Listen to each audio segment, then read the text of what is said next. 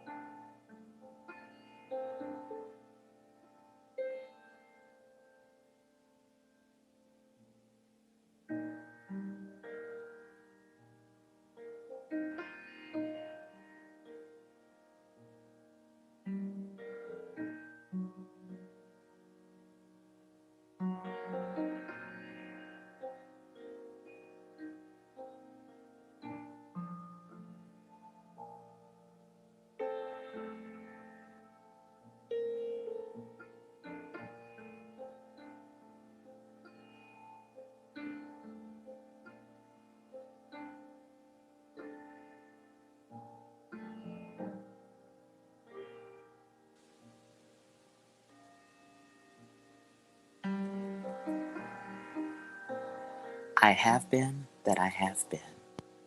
I am that I am.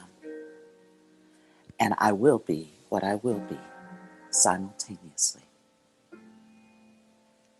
I now invite you to return your awareness to the space that you are in. To do this, you might focus on your feet and notice and feel the support of the floor underneath. You might gently rub your palms together and begin to expand your awareness and feel the space around you.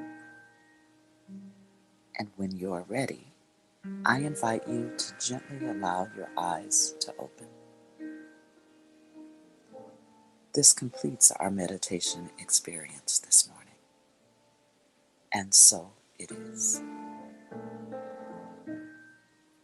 Thank you for creating this safe and sacred container of love for our service.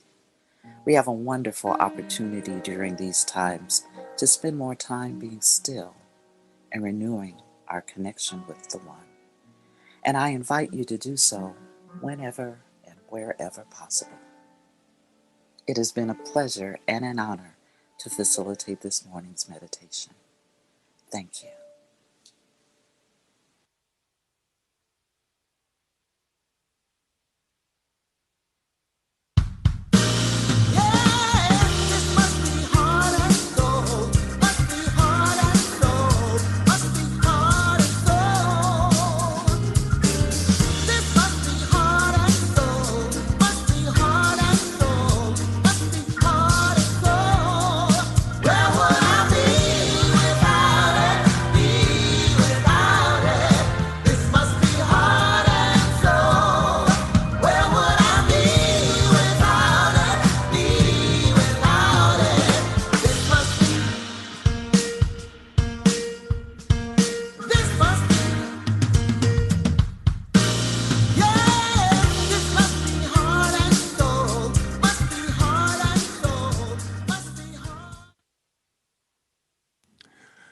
Good morning, all. Habari Gani and happy Kwanzaa. Welcome to Heart and Soul Center of Light Sunday Kwanzaa celebration. My name is Ron Marshall, and I'm a licensed practitioner and member of Heart and Soul, and I'm delighted to be available to share with you opportunities for engagement at Heart and Soul. Reverend Andriette has asked that if you are joining us from outside of our local Bay Area, that you please let us know where you are by sharing that in the chat. And our annual theme for 2020 is Adventures in Faith, Expect a Miracle. And as our guide, our companion this year for our daily read has been A Year of Miracles by Marianne Williamson. Today is day 362, I Surrender to God My Work in the World. We invite you to stay connected with us through the social media channel of your choice. We're on Facebook, YouTube, Twitter, and on podcast and Instagram as well. And we continue to lift up our community affirmation. Thank you for everything. I have no complaint whatsoever, and so it is. Please join our practitioners for our final Year of Miracles review session for 2020. It will be tomorrow evening, the 28th of December, from 6:30 p.m. to 7:15 p.m. And we will be continuing this community practice in 2021, so please look forward to details on that.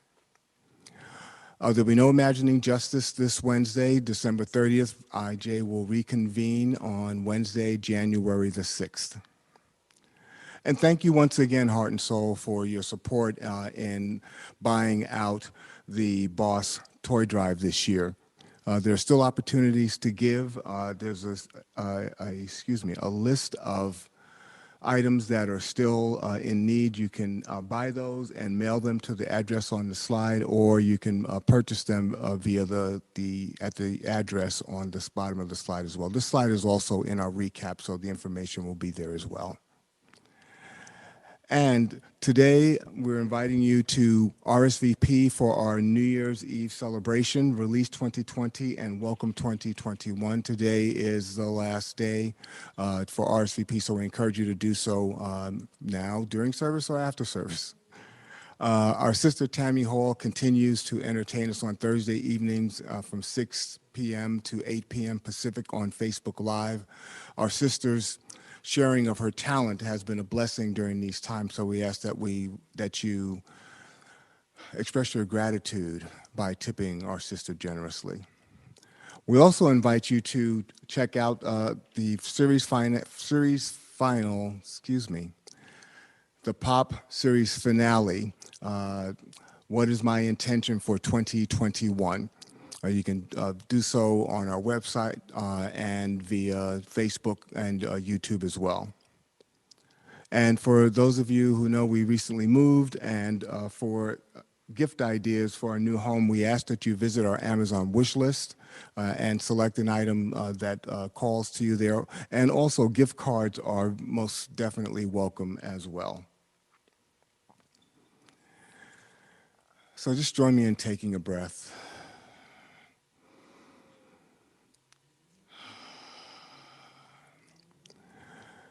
Visioning is a core practice of Centers for Spiritual Living, and Heart and Soul is evidence of the power of visioning. And our vision statement is our intention for who we are and how we operate in the world. And so this is our opportunity as a community to state our intention together. So together, we are a loving and compassionate world-class teaching and empowerment ministry. Through a consciousness of universal God presence, we release all resistance, separation, and fear. Reclaim our personal liberation and accept the eternal availability of joy, love, and abundance. Through our intention to be love and spread joy, we engender reflections of the same and more in others. Our ministry is a gift to the world, which expands through our practice and dedication.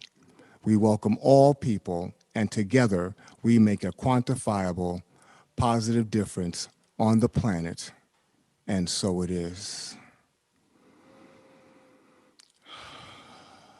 So let us take this opportunity to go within, to that place where the divine dwells in each and every one of us, to that place where we know and realize that there truly is but one life. And that life is God, that life is whole, perfect, complete in every possible way. It is the life that I am living and the life that is living me, the life that is living each and every one within the sound of my voice and beyond. In this moment, I know that God is love, peace, joy, harmony, compassion, grace, abundance, all manner of good. And as God is, we are as points of light on the vast continuum that is spirit. All that the Father hath is ours by right of consciousness. And so I'm claiming this for each and every one of us this day, that right where we are, the bounty and grace and goodness of God is pouring into each and every one of us a blessing of healing, a blessing of love, a blessing of prosperity, a blessing of creativity, a blessing of peace, and most of all, love. Love is what God is. Love is what and who we are. And so I give thanks for the love that is God showing up as each and every one of us. I give thanks knowing that this celebration is already complete in the mind of God. I give thanks for all who laid a hand and heart for the perfect unfoldment of today's celebration. I'm giving thanks for our practitioners who pray without ceasing. I am blessing and giving thanks for our board of trustees, our music ministry, all of the myriad ways in which Heart and Soul shows up in the world. I'm giving thanks for our beloved senior and founding minister, Reverend Andrea Earl. Grateful for her sacred yes and for her willingness to be that space through which Spirit speaks. I'm grateful for all that there is in life to be grateful for. And there is truly, truly unlimited opportunities to be grateful. And so it is with a heart filled with gratitude that I release this word into the perfect activity of love and law. I know that it is done and done well because it is done in, through, and as God. And for this and the more, I give thanks. I step aside in consciousness. I allow it to be. And so it is. Amen.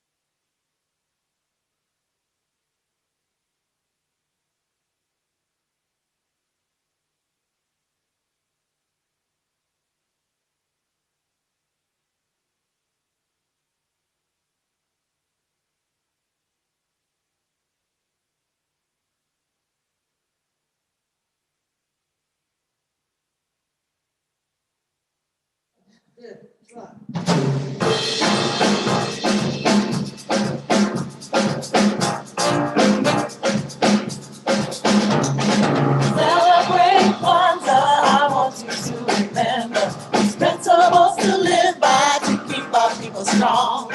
Celebrate Kwanzaa, I want you to remember these principles to live by to keep our people strong. 7 joyous ways, many festive ways, 7 principles for each and every soul. Time to reunite, uplift all the lives of the African Americans. Moja, Moja, I want you to remember. Moja means unity to keep our people strong. Fuji Shagalia, I want you to remember. Self-determination to keep our people strong. Ujima, Ujima, I want you to remember. Collective work, responsibility. I want you to remember. Populate economics to keep our people strong. 7 joyous days, many festive ways, 7 principles for each and every soul. Time to reunite, uplift all the lives of the African American. Celebrate Kwanzaa, I want you to remember. Principles to live by to keep our people strong. Celebrate Kwanzaa, I want you to remember. Principles to live by to keep our people strong.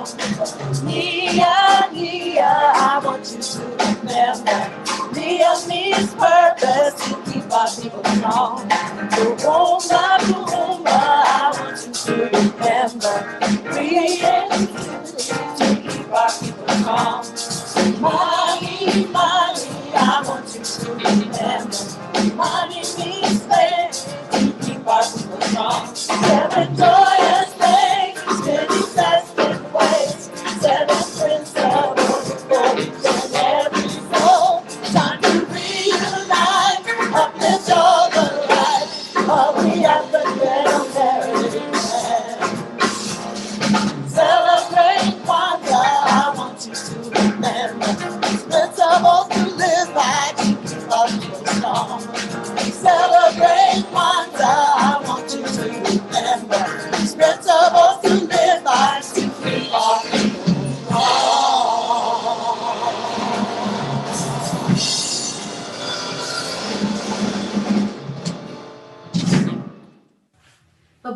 Habaragani family, welcome to my house. Habaragani means what's happening, what's the news? And you know what it is? It's Kuji Chagalia. So Habaragani, Kuji Chagalia. So welcome. Now before we get started, because this is a gathering that's about us, that's about our community, the very first thing that we do is we ask our elders for permission. So just take a minute, drop in the chat, dear elders, our esteemed folk, to let us know that we are going with your permission and your blessing. Thank you. Thank you so much. And then the other thing that we do is we always remember to recall and call in our ancestors, that ancestral energy that holds us. So who are the folks that you'd like to bring into this space who inspire you? They don't have to be famous, or they can be famous. Drop them in the chat and call their names to yourself. I'm calling my grandmother, Carmen Rodriguez, and my paternal grandmother, Aileen Kelly, and my father, Donald Sherrilton Kelly, Damu Smith, and many of the folks that I'm holding, Alandria Williams, Cecil Corbin Mark, folks that are ancestors now who are my comrades, and I'm sure you have them. So I'll give you a minute to drop them in the chat. Thank you. And as we get started, we're going to hear from some other members of our beloved Heart and Soul community to share what Kwanzaa and the Nguzo Saba, or 7 principles of Kwanzaa, means to them. Let's listen. Hello, family. My name is Amelia Blake. I'm discussing the first principle of Kwanzaa, Umoja. Umoja means unity or oneness. The way that I activate this principle in my life is through the practice of meditation. Through meditation, it's a reminder of our connection with the one, with the divine source that exists within each and every one of us. Through that practice, through that art of stillness and reminder, I often find that it's easier to then create unity within the family, within our community, and within the greater world. My wish for everyone would be to know this divine unity of the trueness of their connection to Source, the one that unifies us all. Happy Kwanzaa. My name is Felicia Williams Cozy. Habari Gani, Kuji Chagulia, means self-determination. To name ourselves, define ourselves, create for ourselves, and speak for ourselves. When I first learned of this principle of Kwanzaa, I was actually quite astonished at the thought that I could be the one to define and determine who I am in the world.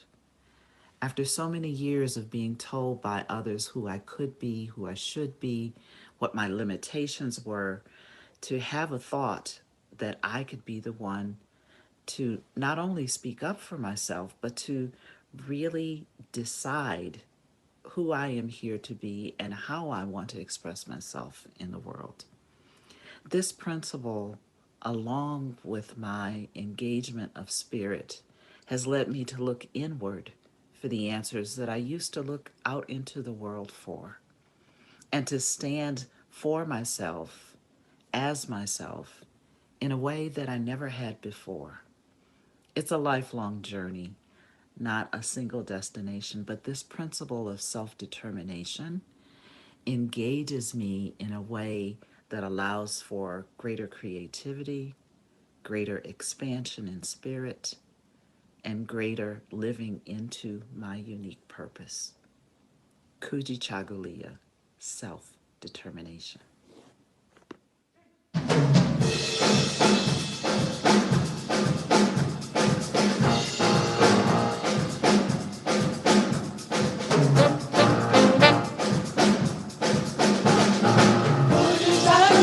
I want you to remember self-determination to keep our people strong. 7 joyous days, many festive ways, 7 principles for each and every soul.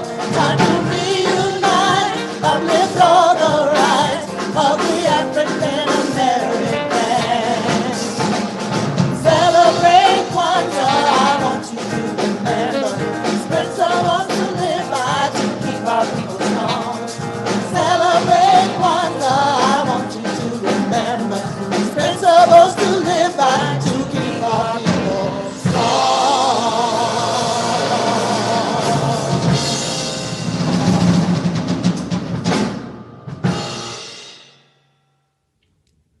Habarigani, Ujima, the third principle of Kwanzaa.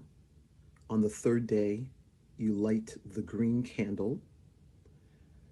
Ujima means collective work and responsibility.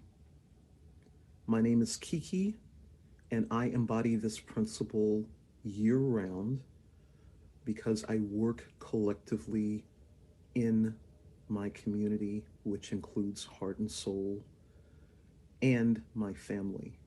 Collective work and responsibility. Ujima. Harambe, Harambe, Harambe. Hi, I'm Angela Fisher, and my Kwanzaa principle is Ujamaa, cooperative economics. I live this principle by making it a point to support local businesses, and I'm part of a collective group of people that makes it also a point to support Black-owned businesses in our community. Thank you.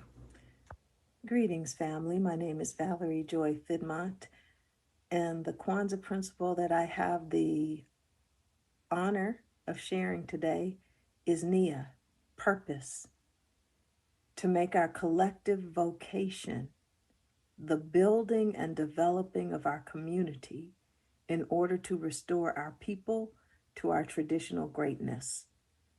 I do my best to practice this principle in my daily living because I believe that it is imperative for our evolution as a people and for our planet. The building and developing of our community can't happen unless we work together, and I will endeavor to do my part for the rest of my life. Abaragani. My name is Sheila Smith, and I am the co-lead of the Prayer and Care Village here at Heart and Soul Center of Light.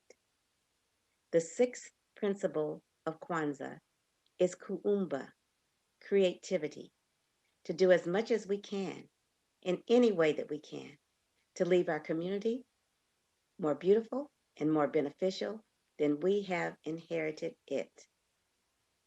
The way in which this principle lives within me is through my unwavering commitment to use my talent and to use my voice to educate, enlighten, empower, and transform my community.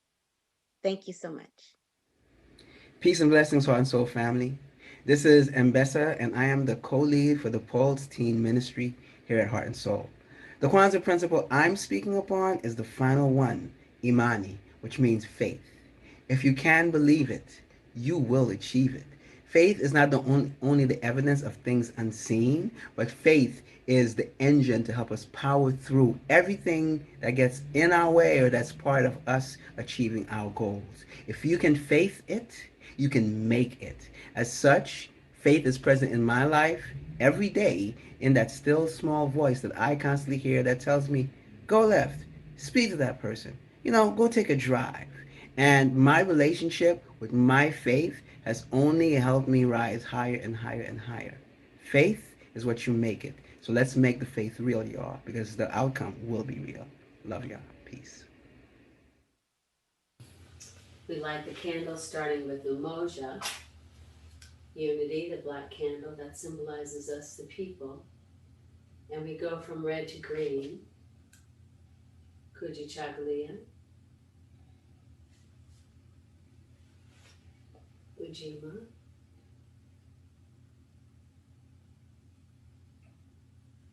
Ujamaa, Nia,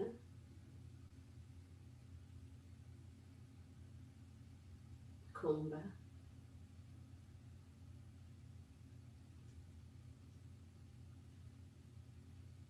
Imani,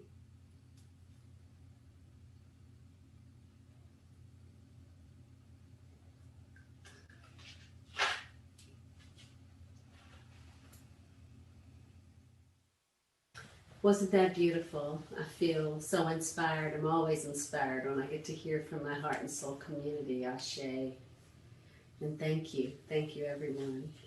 So here we are. We have our candles lit.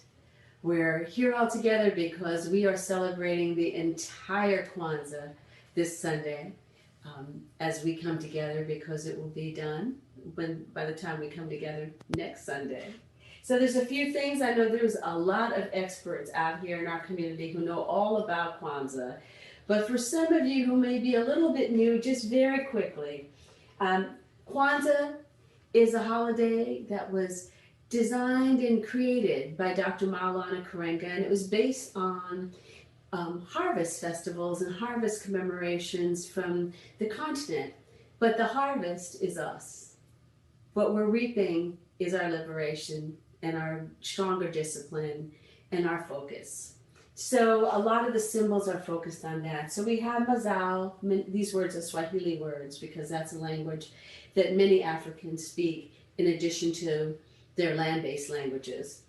So we have Mazal, which is the harvest, representing the crop. So we have, fruit and vegetables and beans. We also have flowers. You have the Kinara, which holds the candles, which is the Mushuma Saba, or 7 candles that represent each of the principles, and always black at the center, because this really is about celebrating and focusing on building Black liberation.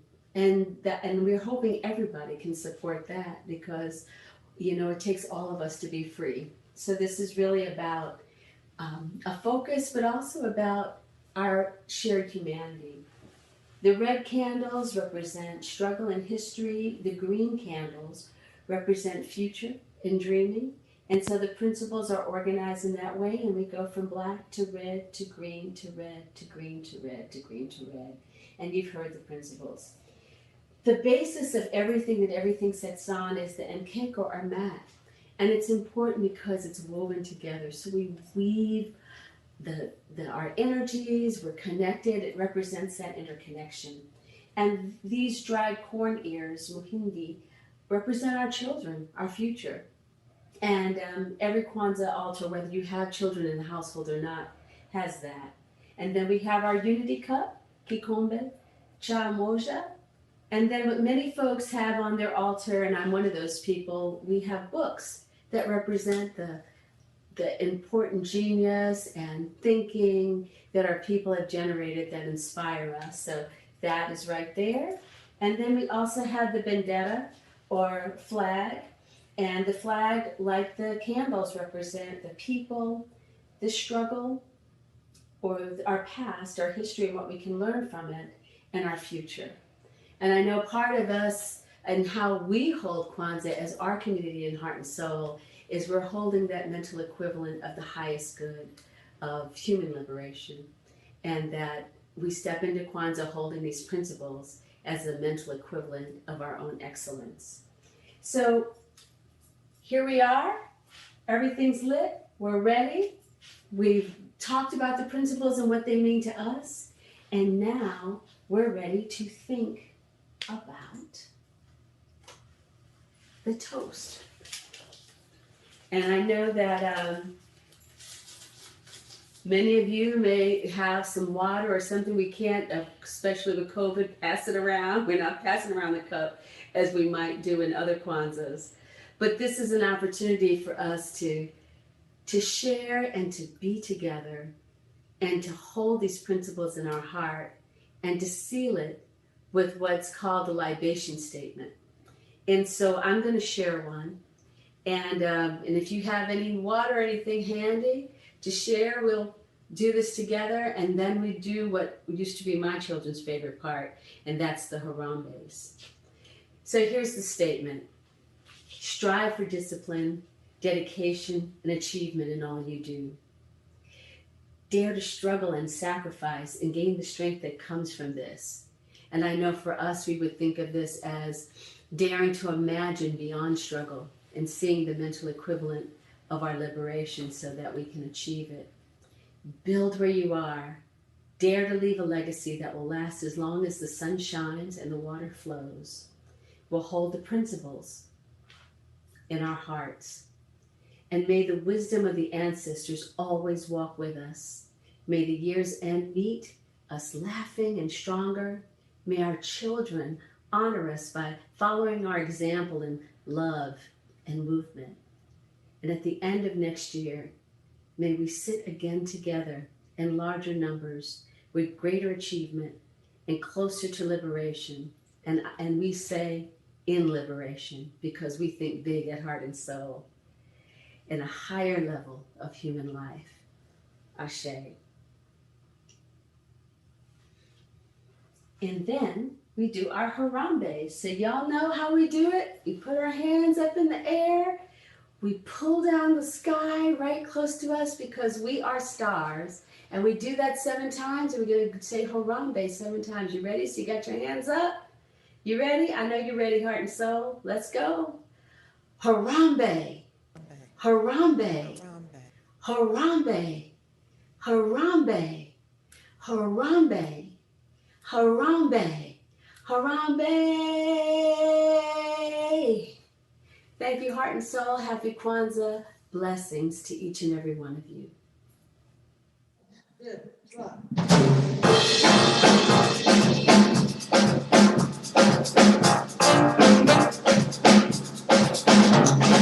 Celebrate Kwanzaa. I want you to remember these principles to live by to keep our people strong.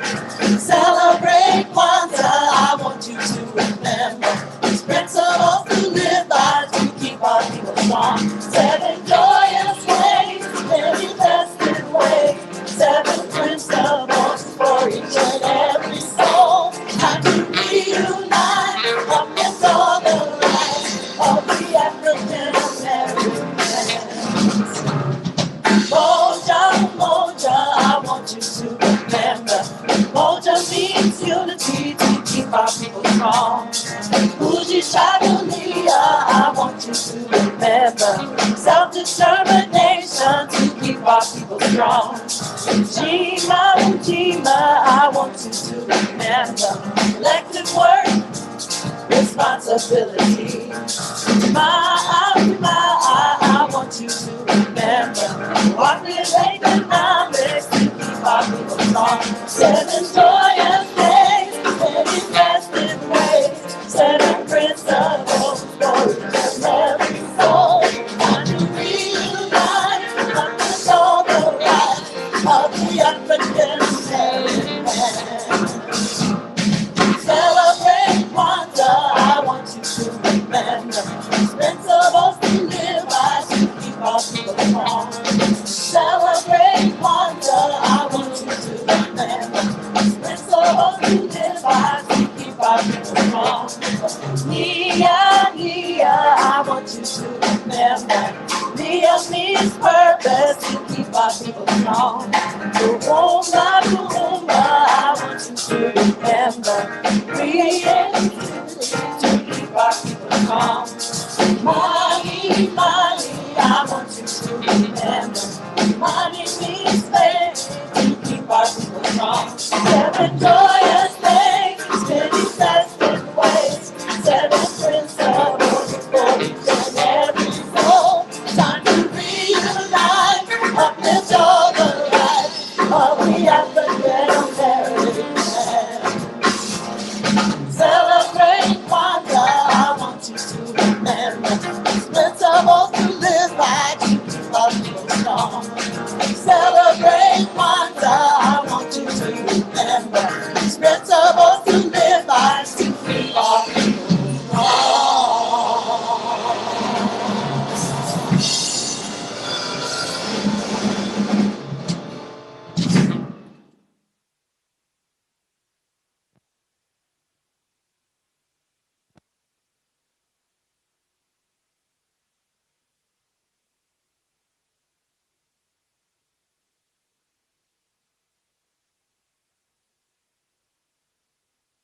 Just huge thanks for Makani Timba in Jackson, Mississippi for facilitating, for guiding our Kwanzaa celebration and ritual, and certainly to all of our speakers, part of our leadership circle at Heart and Soul Center of Light.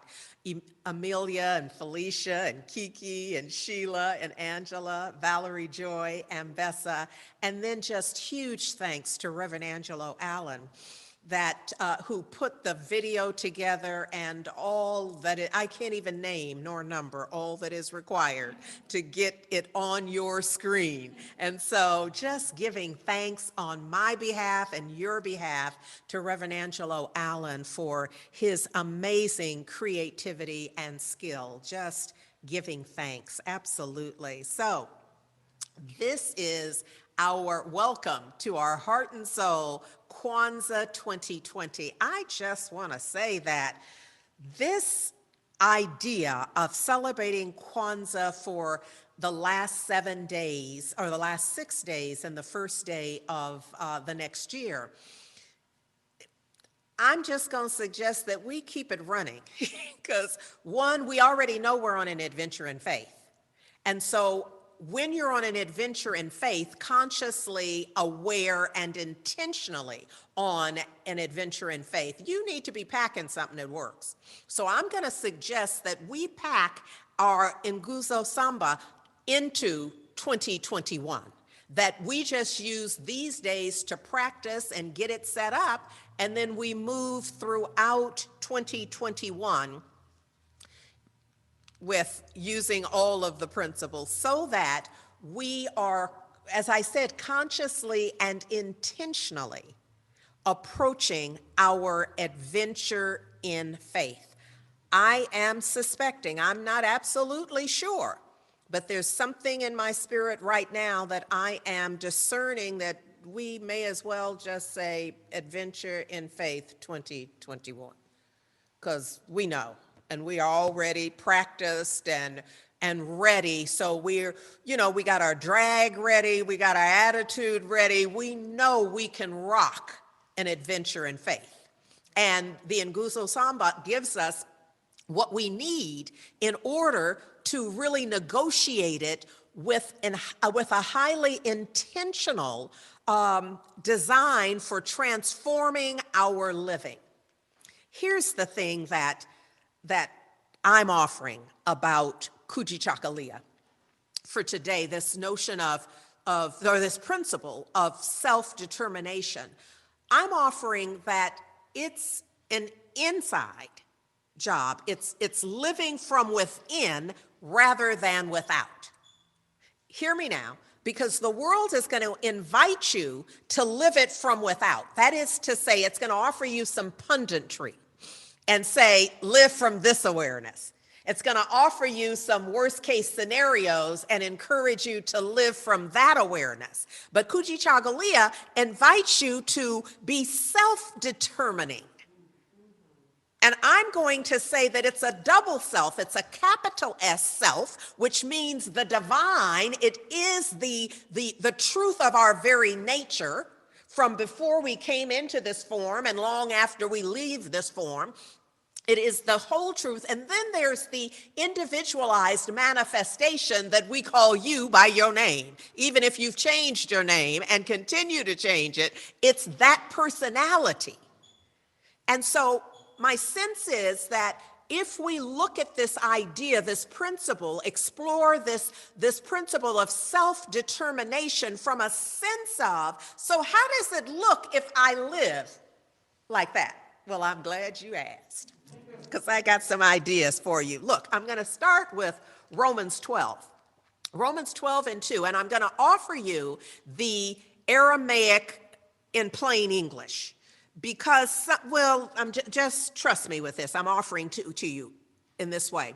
It says, do not imitate this world, but be transformed by the renovation of your minds. And you shall distinguish what is good, acceptable, and the perfect will of God. So look at the order of this. The first thing is, do not imitate the world. Don't come in here. Now, your mama tried to tell you that. Long time, at least mine did, that I was often in there quoting different children who had given me advice, or sometimes even adults, and she'd be like, what does that have to do with you? Is that what you were taught?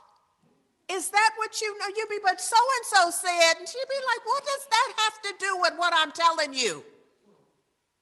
And so it's this idea of not imitating the world, not getting your direction from what's not working already. Then it says, be instead transformed by the renovation of your own mind. So do that work. If you've ever had a renovation project, like in your home, whether it was construction or just you renovating in a decorating sense, you know that it's about change. It's going to look different when you finish that. And your mind will be different once you undergo this process of renovation, this process of choosing to change the way it's been. You know that this is just, thank you. When I was a child, I spake as a child. I'm just trying to resist saying some of y'all still spaking as you spake as a youngster. You're still believing some foolishness. You have evidence to the contrary, but you're still trapped in old thinking. This is an invitation for the renovation of your mind. Why? Because once you do that, you will be able to distinguish what is good, acceptable, and perfect. What is the divine will for your life, for your living? I heard Ambessa as he was talking about faith, as he was talking about Imani, this idea to live from faith. I heard him say, living from faith and hearing the directive to go left. Oh, he's speaking right into what I've come today to talk about. Look, so the scripture, Romans 12:2, gives us some very specific guidance about how to do this. Ernest Holmes says it this way. He says, the aim of evolution, which is the change, the consistent change of humanity, of all life, not just humanity, but all life over time. It's the renovation of life. Does that make sense if I say it that way? He says that the purpose is to produce a human who, at the objective point of that person's own self-determination, may completely manifest the inner life of spirit. We're on the same page about this, yes? It says, even the spirit does not seek to control us. It lets us alone to discover ourselves. So this is that renovation of the mind that reveals to us, what do we have here? I don't know about y'all, but I love a little HGTV from time to time. It's not going to be a car chase. Nobody's going to die. Nobody's going to get stabbed. Nobody's going to get cussed out. So it's really easy viewing for me. And so I'm drawn to that. But here's the thing in that, is that invariably they discover something that they didn't know. They start out doing a thing, and then they open it up, and they're like, oh, my God, look there. There's the original whatever. We got to keep that. Or look there, there's damage. Or look there, we got to do this, that, or the other thing. But there's always something more revealed. I'm talking to you about the something more revealed. You need to know who you are. What else is in there? What else is going on? Because the most precious thing a human possesses is their own individuality. And thus, it's what you really are. Ernest Holmes says, to allow for even one instant any outside influence to enter or control our individuality is a crime against our real self, the truth of our being. So the goal in all of this is for us to get grounded, to get balanced, to get set in the truth of our being, to know who you are so that you're not at the effect of the other folks, the punditry, other folks' ideas. It's not that you aren't open. I'm not saying close off your mind. It's just that everything you hear externally, everything that's coming to you, you are putting it through your filter of your real self, of your connection with the divine, your awareness of truth. your awareness of love. God is love. You are putting everything through the filter of truth. I hope this is making sense. I really do, because I need to move to the next thing, because here's my sense. I believe our Mother Harriet, and this photo, thank you, Revelo, for even taking this photo. The photo that you're looking at of Mother Harriet is the way that the painting that we have of Mother Harriet that has always been prominently displayed. This is the way that it's displayed in our new space. I have it here before you now because I believe that it on the left is the Adinkra symbol that is being used to represent Kujichagulia, self-determination.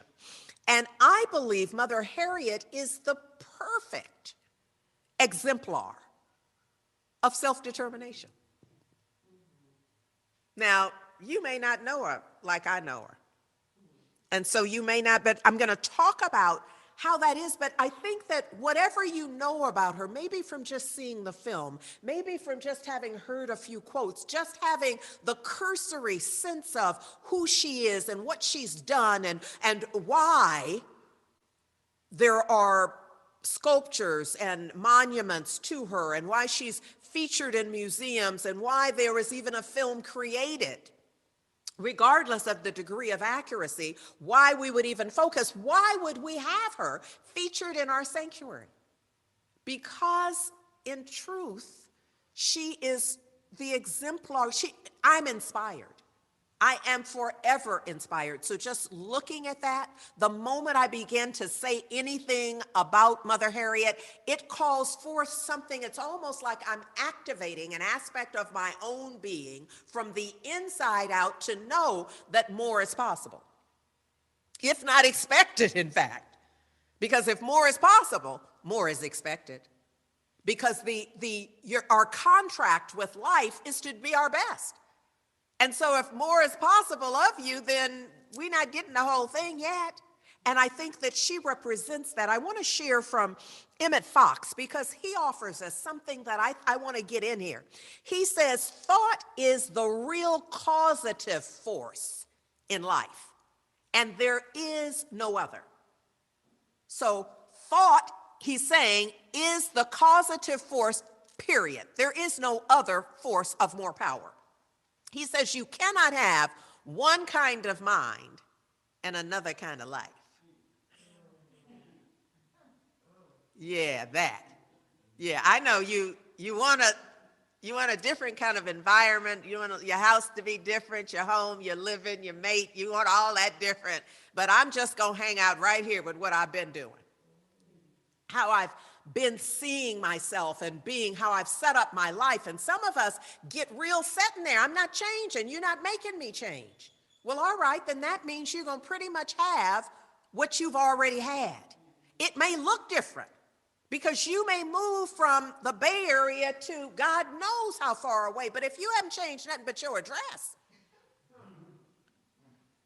then you are going to recreate.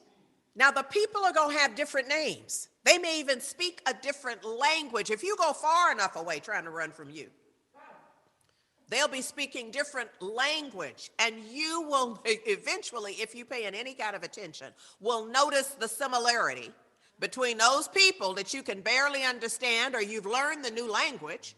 But if that's all you've done is learn a new language and haven't changed nothing else, they are going to be just like those people you ran off from.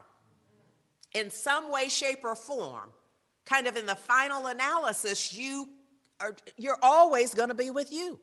He says you cannot change your environment while leaving your mind unchanged. This is the real key to life. Y'all know, seek ye first the kingdom. Start where the starting needs to begin. He says, if you change your mind, your conditions must change too. Your body must change, your activities must change, your home must change, your activities must change, the color, tone of your whole life must change. Everything's going to change. It all is up for and rightly, I know that's scary. I know it's scary. It's what keeps most of us from not shifting. Is because we're thinking about, who does that exclude? What does that mean? Will I still be able to work here where I'm making this money? Well, yeah, but you're going to live longer. You're going to have to leave that, but you may extend your life. You may never get to spend that pension that you're working on. Do you understand what I'm saying? There are people who have already figured that out. He goes on to say, you must bring yourself to choose. I'm just looking at the word here. You must bring yourself to choose the subject of your thinking at any given time. It's up to you. This is not, it's so, we have, many of us, when we grew up, we had like 5 channels. I'm thinking it might have been 5. I'm not going to count, but it might have even been 4. And none of them were on past midnight. And so there just was not, human mind was not bombarded 24/7, 365 with other folks' ideas. Now, one of the challenges in our living is you can give up your thinking to others around the clock. Our ancestors didn't have that. You have to really work hard to not hear your own thought. Because if you go back, you don't have to go back that far to be before radio even, let alone television. Are you following what I'm saying? So now we must really harness our resources to pull ourselves back in so that we can be about something else. Emmett Fox ends this piece by saying, if you're not determined to start now and carefully select all day the kinds of thoughts that you're going to think, you may as well give up all hope of shaping your life into the kind of life you intend it to be. Because there are those who have a design on your life. There is an advantage to having the masses ignorant. There's an advantage to somebody.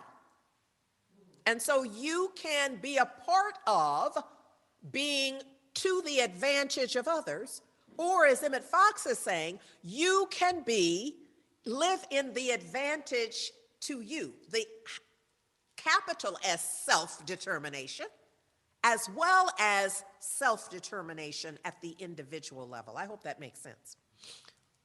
Mother Harriet, though, this is what I want to make sure I share with you.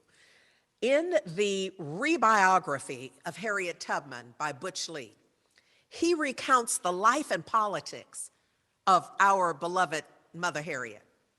He says, who waged and eventually led the war against the capitalist slave system. He explains that Harriet Tubman was a radical political figure. Sometimes we dress our heroes, and she rose up so that we can handle it. But I want you to hear this. He says he sees her as a radical political figure, someone totally involved as a player in the great political ideas and military storms of her day. He says she was a guerrilla, as in guerrilla warfare. You understand what I'm saying? She was in there playing on the ground troops. That's what that means, okay? Someone who lived and taught others to live by the communal and working class new African culture that her people had planted in this difficult ground. And she was a Black feminist to the end. I needed you to hear that because no one is described that way who is not self-determining.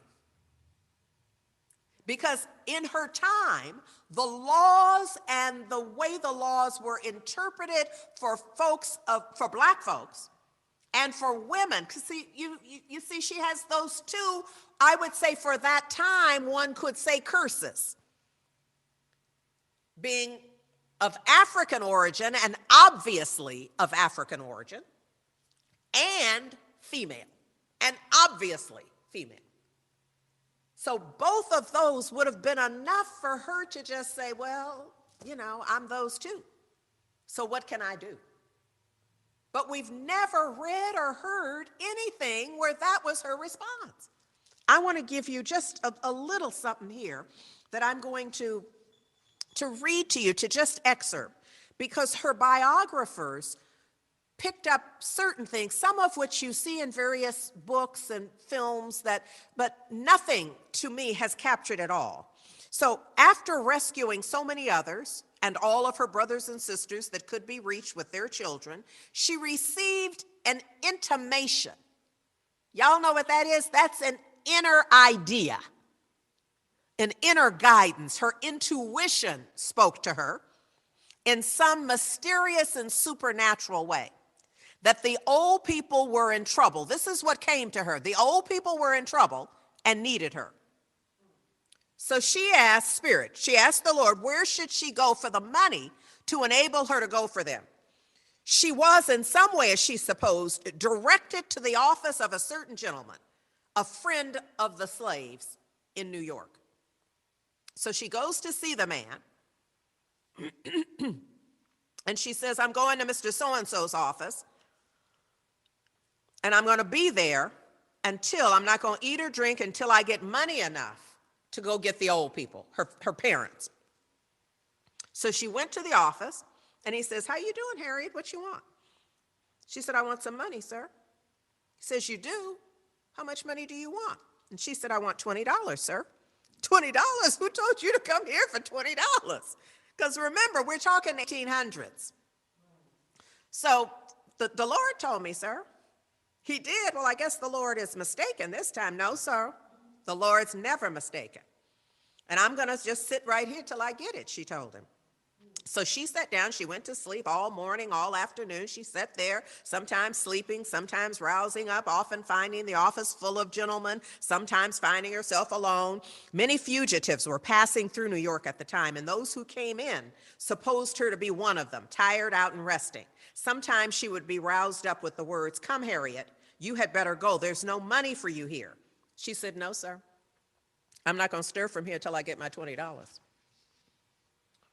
She says she doesn't know what happened, for the deep sleep fell upon her, probably one of the turns of her condition as well that she'd been subject to. But without doubt, her story was whispered from one to another. And as her name and exploits were well known, the sympathies of those and the visitors that came in, she said all of the events, there was a moment at which she became fully conscious to find herself the happy possessor of $60. It was the contribution of the strangers. You could see what would happen. The man started telling people, Harriet's in my office, she's not leaving till I give her the money. She been there. How long she been there? Y'all can figure out how that would go. Really? Well, here's a two. Here's some change. Here's gold is what, because it was the king's money at the time. So here we go. She got the contribution from strangers. She went on her way rejoicing to bring her parents from the land of bondage. When she reached their home, she found that her father was to be tried the next Monday for helping, because while they were free, her parents were free, but he was allowing his home to be used as a stopover place. Is this making sense? So they had discovered that, and he was going to be tried for that violation of the law, because now we have the fugitive slave law, right? So when she gets there, she finds that out, and so she said, I just removed my father's trial to a higher court and took them to Canada. And of her friend, Thomas Garrett, records what happened, his awareness of what happened. He wrote it in a letter, and he says, the letter is dated 1868, and he says that that this is largely from memory, some of it he had notes about, but he made sure, because once they had the Fugitive Slave Act, he couldn't keep notes like he used to, so he destroyed it, because otherwise, and he was known as a Quaker friend. So he destroyed some of the notes that would really give us the kinds of details that we might be looking for, but they were to ensure that they could not be used to prosecute anyone. So he says, and I'm just going to excerpt, he says, in truth, I never met with any person of any color who had more confidence in the voice of God. This self-determination is what I'm still talking about, as spoken directly to her soul, as Harriet Tubman. She frequently told me that she talked to God and he talked with her every day of her life. And she has declared to me that she felt no more fear of being arrested by her former master or any other person when in his immediate neighborhood than she did in the state of New York or Canada. She knew she was covered. Self-determination, the capital S self. She was directly guided. You heard Ambessa say, faith will tell you, move this way, move that way. And when we're trusting that consistently, I knew with those first, when I heard about her in elementary school, I knew something more about her. How do you get through there? They looking for you. What came to me is she was dang near invisible, but we're going to get to some stuff here. And she said she ventured only where God sent her, and her faith in the supreme power was truly great. He goes on to say she mostly had her regular stopping places on her route, when she was taking, removing folks, guiding folks from slavery to freedom, to liberation, if you will. She had a regular stop, but in one instance, she had several stout men with her. And she said that God told her to stop. God told her to stop. What do you think she did? She stopped. And then she asked him, well, what am I to do? He told her to leave the road, turn to the left. She obeyed, and soon she came to a small stream of tide water. There was no boat, no bridge. She again inquired of her guide, her divine guide, what must she do? She was told to go through it. Now, if you saw the film Harriet, you saw a version of this scene in the movie. Okay. She was told to go through. She said it was cold. It was in the month of March. But having confidence in her guide, she went in. The water came up to her armpits. These stout men refused to follow until they saw her safe on the opposite shore. And then they followed. When she called on Garrett, he said 2 days later, she was so hoarse she could hardly speak. She was also suffering with a violent toothache. The strange part of the story we found to be that the masters of those men, the stout men she had with her, that they were put up at the railroad station near where she left. There was an advertisement about them and all that, offering a large reward for their apprehension. But because she obeyed guidance, she averted that interception that was set there. He says, I had been in the habit of furnishing her and those who accompanied her as she returned from her acts of mercy with new shoes. And on one occasion, when I'd not seen her for 3 months, she came into my store. I said, Harriet, I'm glad to see thee. I suppose thee wants a pair of new shoes. Her reply was, I want more than that. And in jest, I said, I've always been liberal with thee, and I wish to be, but I'm not rich and I cannot afford to give much. Her reply was, God tells me you have money for me. I asked her if God ever deceived her. She said, no. He said, well, how much does thee want? After studying a moment, she said, about $23. Then I gave her $24 and some odd cents. It was the net proceeds from £5 sterling received from someone in Scotland who, as word would get around, and there were always people who were donating. Here's what I need you to get this idea of self-determination. She goes in there and he says, how much? And she said, how much is it? $23. He hands her the $24 that she could not have had any conscious awareness of the process.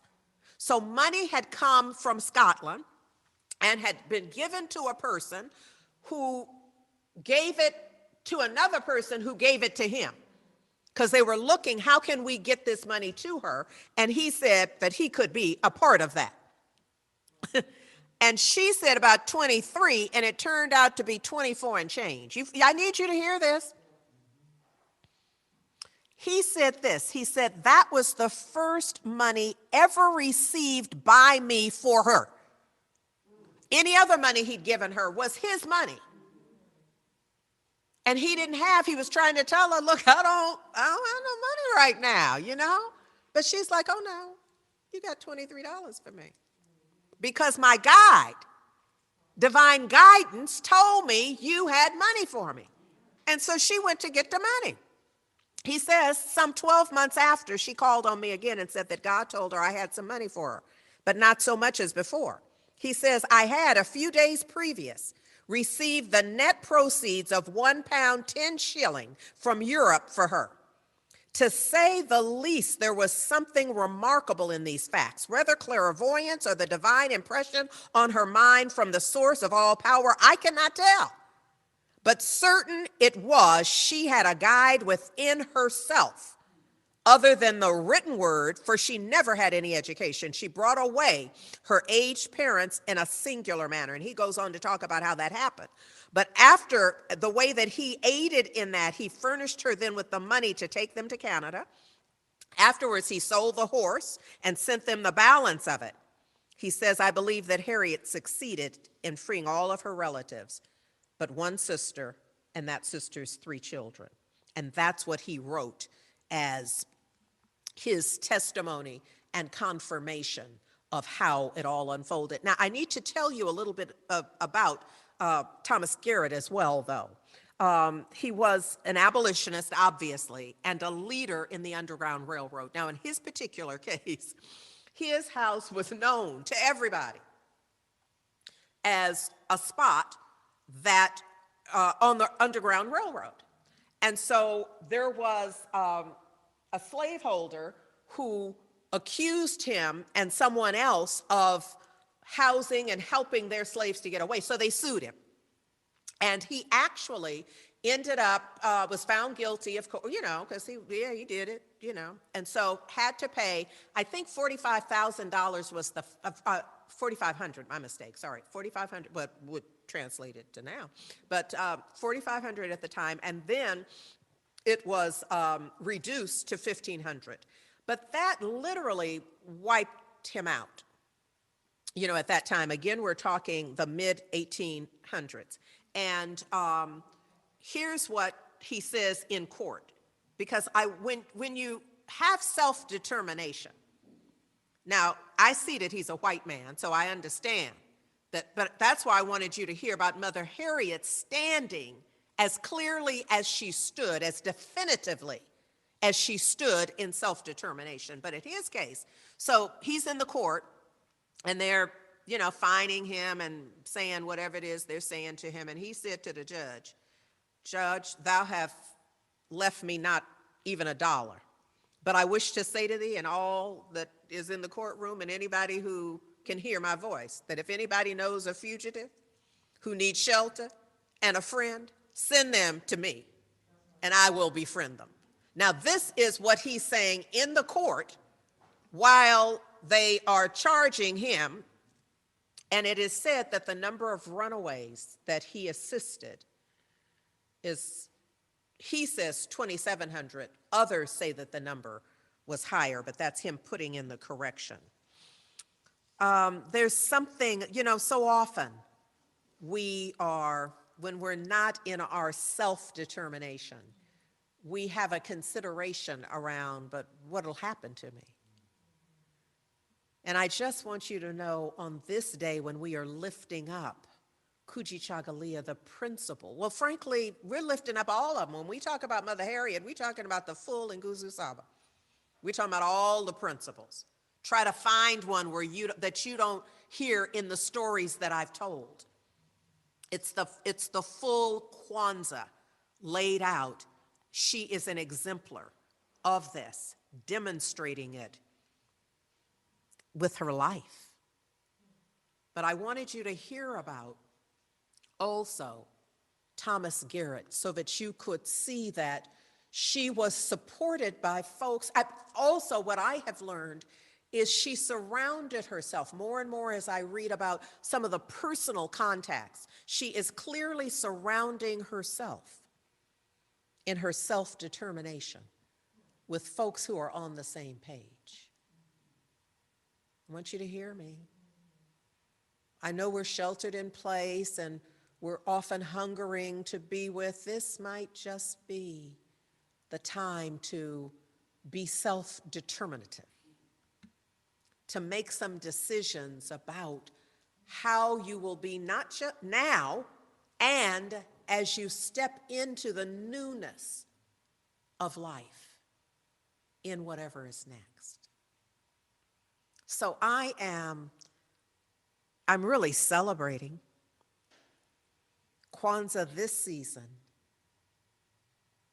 as the stepping stones, what will launch 2021, and if we choose, be our guidance every day in every way for adventure in faith in 2021.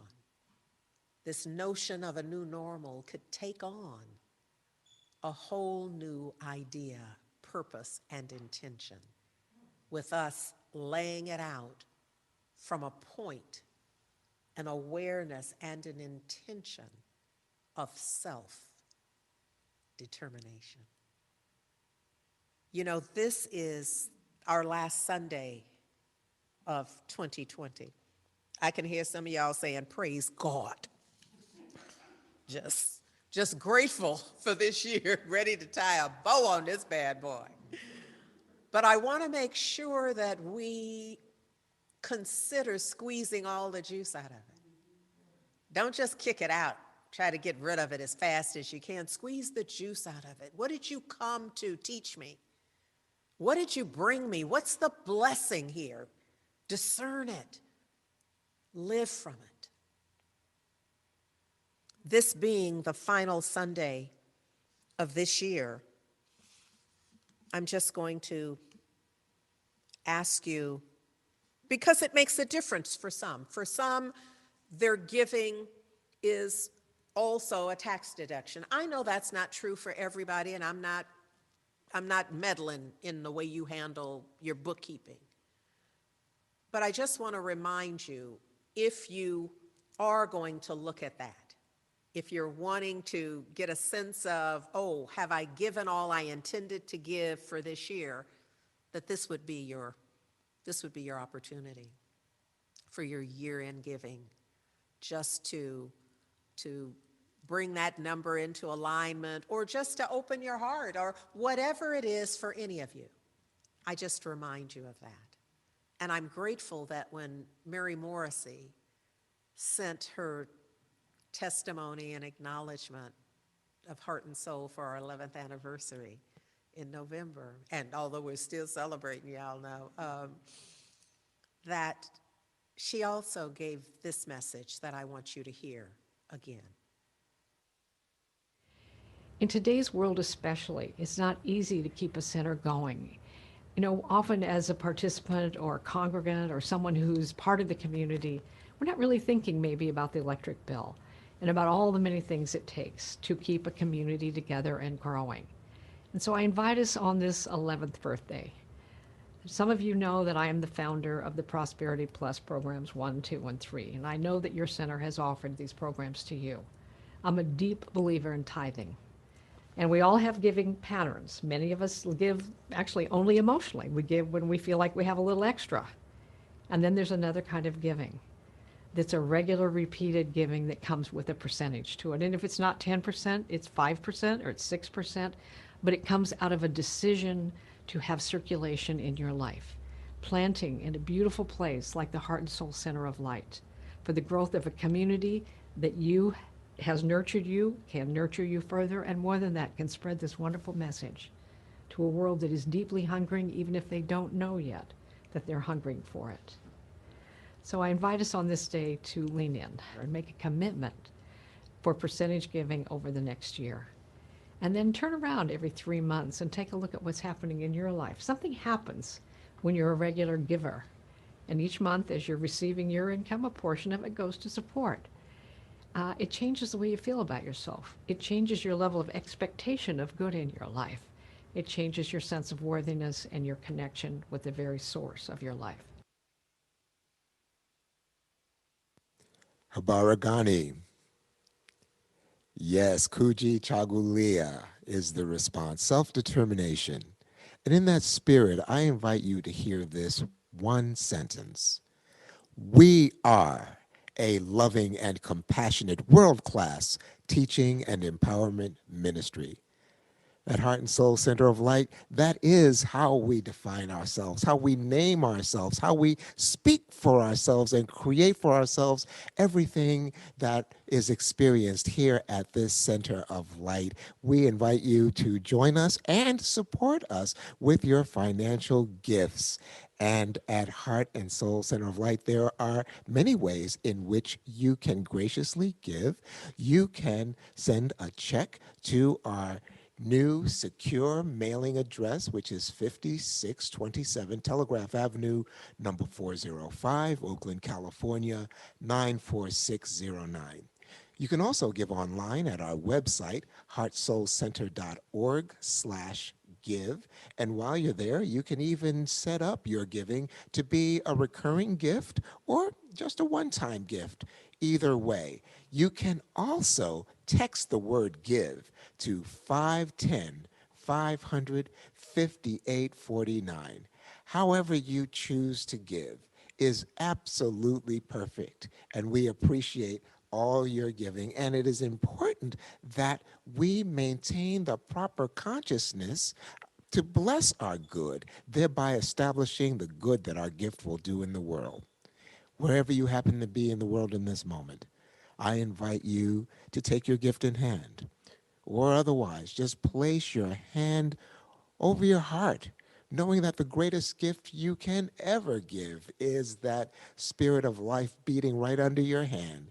And let us bless our good together by saying, I bless this gift as healing energy and send it into the divine flow of all good.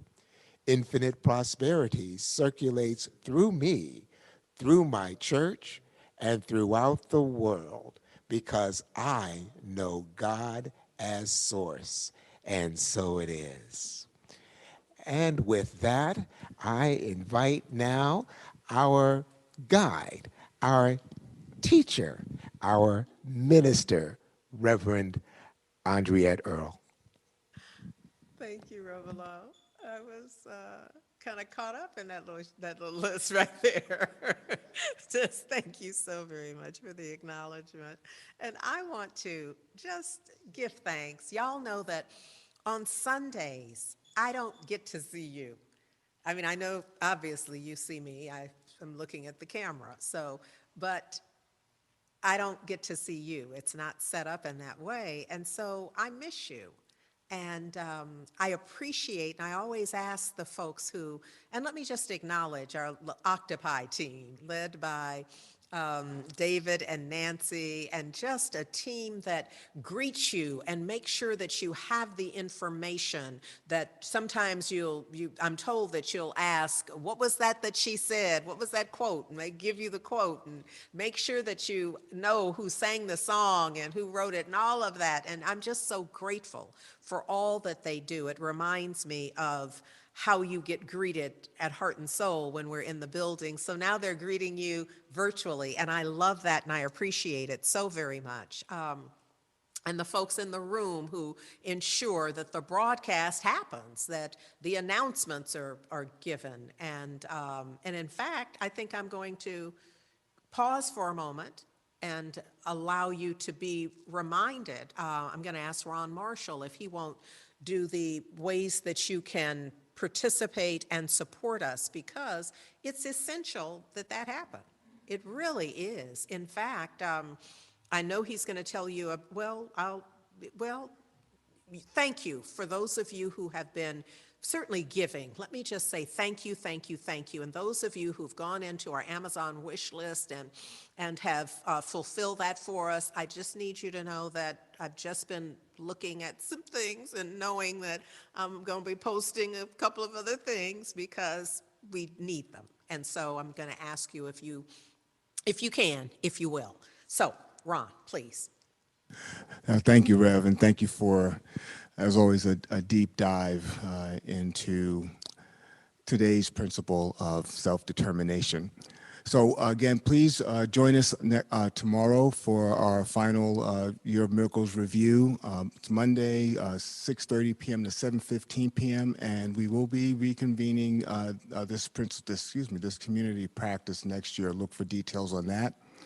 There's no Imagining Justice this Wednesday, December 30th. IJ will reconvene on Wednesday, January 6th. Our thanks and gratitude again for supporting us in buying out the Boss toy drive. There are still opportunities to give. Please check the slide in the recap for the items that are still available and how best to provide those. And today is the last day to register for our first virtual New Year's celebration on Thursday, December 31st at 10 p.m. And you can RSVP at www.heartsoulcenter.org/NYE2020. Time to release 2020 and welcome 2021. Again, reminder that our sister Tammy Hall is engaging us on Thursday evenings from 6 to 8 p.m. via Facebook Live. And a reminder to also please tip our sister generously. Please make sure to check out the Pop Series finale. What is my intention for 2021? And as Rev said earlier, we are continuing to celebrate our 11th anniversary. So join us by donating $11, $111, $1,111. Any gift that you give is greatly appreciated. So please make a daily, weekly, or monthly contribution to support our efforts to continued efforts to be a world-class teaching and empowerment ministry. And please do check out our Amazon wish list. As Rev mentioned, there are going to be some new items, and as always, gift cards are a way to go if you're not called to anything that you see on the list. Please help us to continue supporting Marcus Books in being the oldest independent Black-owned bookstore in the country. Their 60th anniversary fundraiser is still going on, so please support that. And also, we invite you to support Kingston 11. Pick up some seriously delicious Jamaican cuisine for takeout or pickup. As always, we want to support those who support us. Our team ministry, The Pulse, will be meeting via Zoom at 11:30 this Sunday and every Sunday. And if you want your team to join our online team ministry, please email The Pulse at heartsoulcenter.org.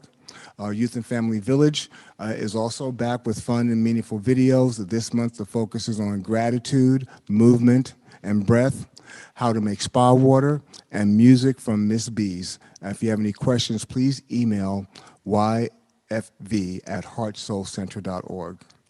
And please do allow us to pray with you and for you after service. We have group prayer, and we have 5 rooms that are available for online prayer. We have work, creative self-expression, anything related to right action, divine guidance, health and healing, anything related to love, relationship, peace, harmony, and joy, and a new room for the holidays, moving through the holidays with grace, joy, and connection. And here's Reverend Andriette. Thank you, Ron. I appreciate that so much.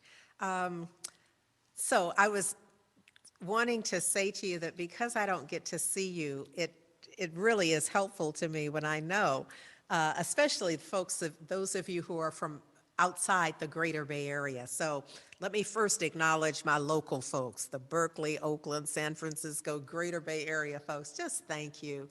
I love that you are here with us.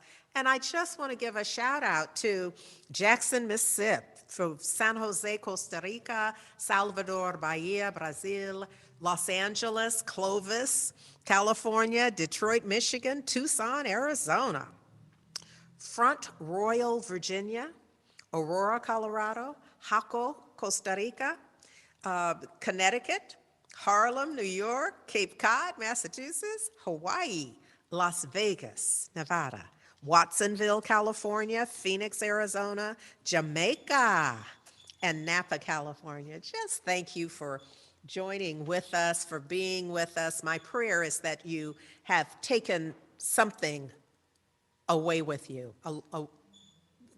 that there's something that you're leaving in your heart and will be working with for the upcoming week and beyond. That would be lovely. And I also want to highlight that, and Pam, if you'd make sure that the point of power slide is up. Thank you. I want to say just this week's point of power, you know, we've been going through and choosing a vintage point of power to share. So the one that dropped yesterday is the final one for this year. And we're calling it our Pop Series finale. What I know is I'm encouraging you to continue to look at what your intention is for 2021 and to really own that. I want to acknowledge Kiki for being the originator. She brought the idea to me for us to begin this and was the first videographer and I want to say producer. And then I also want to thank Deb Kay and Nancy Marmolejo for their support in just bridging the gap between the actual live streaming and the online presence and just putting it together in a beautiful way. But most of all, kudos and thanksgiving for Revelo, because every time you saw my face, his was behind the camera, and often multiple cameras, which was something to see him set them up and have to run between to ensure that it was all working. So I'm just grateful for all of the times that Revelo and I had together, for putting this project together so that it could be broadcast to you. I am grateful for his skills and just the way that he grew everything, the use of green screen and not and different backgrounds. We did some of everything, and you probably in watching them saw the way that he just grew his own skills. I am so very, very grateful for that. So very grateful. There will be, as Ron said, I just want to reiterate and remind you, there's no Imagining Justice on this Wednesday. But on Thursday night, we are doing a New Year's Eve. And you must RSVP. That's important. This is not where you can just, you know, at the last minute pop in. Know that we have to prepare always, and that means somebody has to be attentive to you getting in, and we want the security of the space as well. So if you're going to be with us, RSVP, get the code and you'll be set up. I also, this is exciting for me, is that for 2021, we have our daily read, and it is Emmett Fox Around the Year. So I want to give you just a little preview. So for January 1st, this is just the beginning of it. This is not the whole thing. He says, there exists a mystic power. I want to share it for a number of reasons. One, to give you a little tidbit, little sample of it, but also because it really completes and ties the bow on my talk today, my message for today. There exists a mystic power that is able to transform your life so thoroughly, so radically, so completely, I love an infomercial, that when the process is completed, even your own best friends will hardly recognize you. Come on with that, especially emerging out of shelter in place. We could just need whole new names. And in fact, you would scarcely be able to recognize yourself. Now, I know somebody's already in. You have stopped paying attention to me and are buying the book online. And I ain't mad at you about that either. So just be with us next year as we begin our daily read with Emmett Fox Daily. And just know that it is going to be a fabulous year for so many reasons. And our daily read is going to support us in all of that. And so, but we're not just abandoning a year of miracles. We're not just going to throw that down and run off to get the new book, because we still have some stuff to do. Today is day 362 for the 27th of December, and I'm going to begin my closing prayer with the prayer that Marianne Williamson has written. So just right where we are, come into an awareness that there is one life. The divine recognition, one life, one singular life I can't even say, well, it is singular, and yet it is universal and includes absolutely everything and everybody in absolutely every way. Right where we are, the whole perfect and complete nature of the divine, the living one, the strong one, manifesting in each and every one of our lives and our circumstances. And so it is in this awareness, in claiming this recognition, in claiming this unification, in claiming this realization, that I surrender to the divine who I am, what I have, and what I do.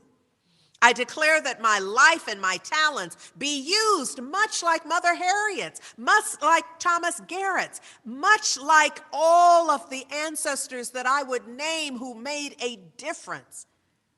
That my talents be used in whatever way serves the highest and best for all concerned. I surrender also my failures and my sense of not having accomplished what I intended, all of my pains that I'm still nurturing. I let all of that go into the divine. I surrender my successes and the hopes that they contain. This is me just letting go and letting God. I declare that the light of the love of the divine shines deep in my heart and covers my very soul, the entirety of my beingness. And then it extends, it radiates through me and all that I am, and then radiates out into the world and blesses the world in a way that I can see more clearly how we, in our willingness, in our commitment, in our clear intention, can call forth a world that works for all. It is because in my heart, my dreams work for all. My highest and best is offered to all.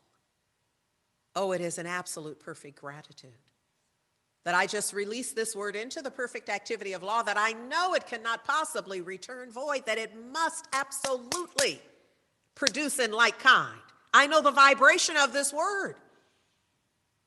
And I know that I am turbocharging it with my faith and my belief that this is done and done well in God. So I just let it be. And I seal it for all eternity by simply saying, Ashe, Amen, and so it is. And so to close us out, Gele Ntoto, who is Sekou Ntoto's brother, courage.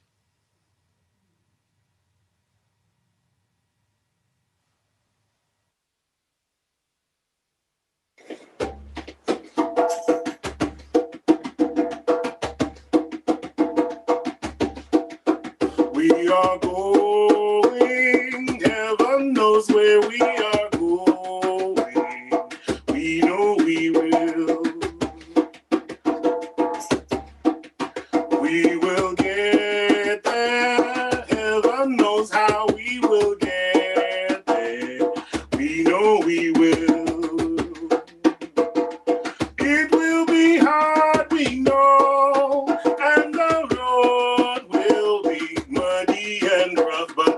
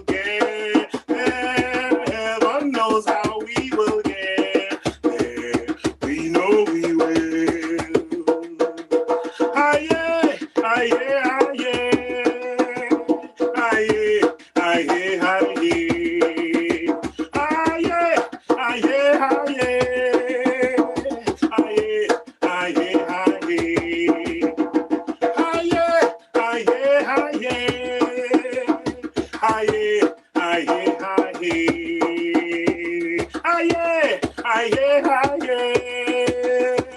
aye, aye, aye, aye, aye, aye, aye, aye, hey, everybody, aye, aye, aye.